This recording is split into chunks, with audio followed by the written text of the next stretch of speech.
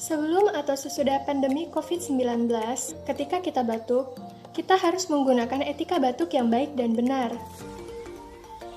Karena COVID itu menyebar melalui droplet atau percikan air yang keluar saat kita bersin maupun batuk.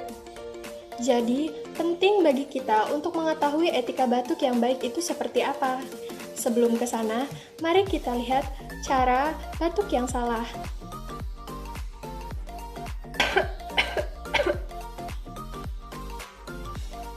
Anggap saja bedak ini adalah droplet yang keluar saat kita batuk.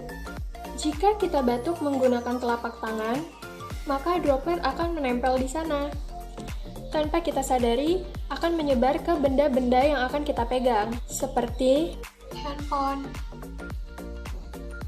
gagang pintu, dan uang yang bisa menyebarkan kepada orang lain.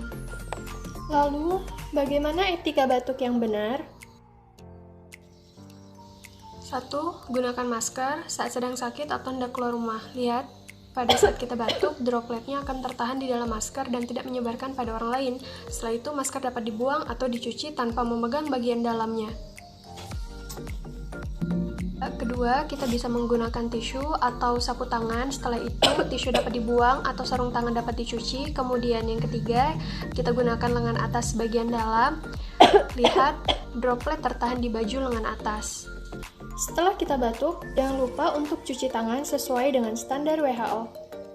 Sekarang udah tahu kan gimana etika batuk? Mulai sekarang, wajib menggunakan masker, bisa menggunakan tisu, ataupun menggunakan siku bagian dalam. Yuk sama-sama lawan COVID-19.